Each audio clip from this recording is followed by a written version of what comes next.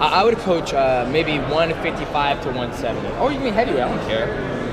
Do you think your styles will apply to a heavyweight because you're like? Yeah, because they can be lighter on their feet. They can learn how to conserve the energy, not throw big bombs, and learn how to pick their shots. And there's nothing wrong with it. So you mentioned before you're not going to watch Mayweather and Pacquiao because you think it's given that Mayweather's going to win. Who's a fighter do you like more? Because you're a very elusive fighter, but it seems like all the fighters I talk to like Pacquiao more. It all depends on what type of style that I'm trying to implement. Like with Mayweather, I can appreciate he doesn't get hit. I mean, at the end of the day, it's boxing. Like boxing is hit not to be hit. Pacquiao, he's been knocked out. He's knocked a lot of guys out too, and his style is high volume, where he's bah, bah, bah, bah, bah, bah, bah, overhand left, bah, bah, bah, bah. He's moving around, all that stuff. But at the end of the day, it's about, I don't want to take all those shots. I don't want to be knocked out, so I'm going to lean towards more Mayweather style. So you're more just like, I'm going to get out of there, use my shell style. Use my shell style and hit. If it's for boxing, you know, that doesn't really generate that well over for mixed martial arts because everybody doesn't understand, like, and that's the thing too, like, some people, they hate the way Mayweather fights. So, like, he's boring and all that stuff, but it's like, it's boxing. And he straight up when he goes, dude, my check does not change from whether I win by knockout or not. I still get my $50 million as long as I get that W. At the end of the day, I'm gonna do everything I need to do just to get that W. Hate him or not, but he's got Bugattis, he's got big old watches, he's got a 60,000 square foot house. At the end of the day, it's about winning. But sometimes your check does change when you get a fight of the night or a bonus night. Absolutely, and the style, the culture different in mixed martial arts is totally different than boxing. Like, you know, mixed martial arts is built off of there's no rules, there's no time limit. We're gonna see who's the best style. All right, ready, go. I'm grabbing your balls, I'm fish hooking, I'm doing all types of stuff. To where now we kind of made it more of a, I guess you say, of a sport. To where now there's rules, there's time limit.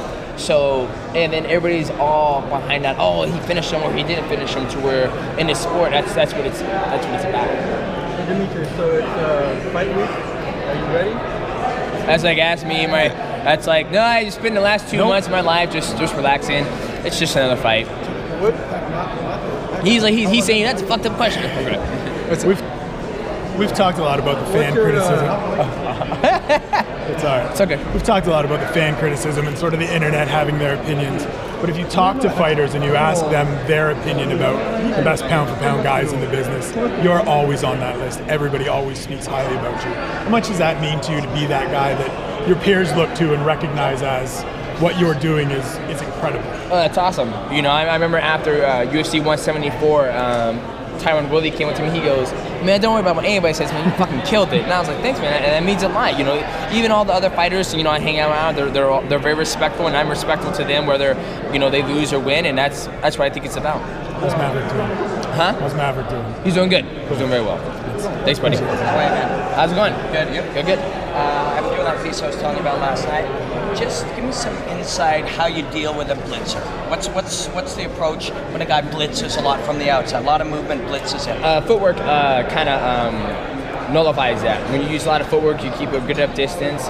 Not too much distance, but enough distance we were able to get out of the way of the train tracks. That's why one of my buddies who's getting ready for a blitzer, he is a blitzer. And I was like, dude, you're a blitzer. And I was like, blitzing's good, but somebody who has good footwork, you know, take it this way, if you're a train goes one direction. So if you go one direction, if I jump off the railroad tracks, I am no longer in danger. And that's how I went about explaining it to him. And what if that train is coming? The difference with a train, you can double leg a train on its way in as well. Yeah, absolutely, you can. And when you fought Kid Yamamoto, Horiguchi's one of his mentors, when he would blitz, he would cut him in half on the way in. Is that a tool that you're planning to use here, or more staying off the tracks? If it presents itself, I think I'm gonna. It all depends on what it presents itself. But you know, the difference between Kyoji and Kid Yamamoto is that Kid Yamamoto didn't use that much of distance and much movement. Like he really didn't. I mean, he did, but he didn't. You know, if you came forward, Kid Yamamoto would answer back if he came forward. To where he doesn't really answer. He does answer back, but not as much as not as aggressive as Kid Yamamoto did. So it all depends on what presents itself. But just to reiterate, if something's a train that's coming straight at you, all you have to do is step off the track and hit the train from the side.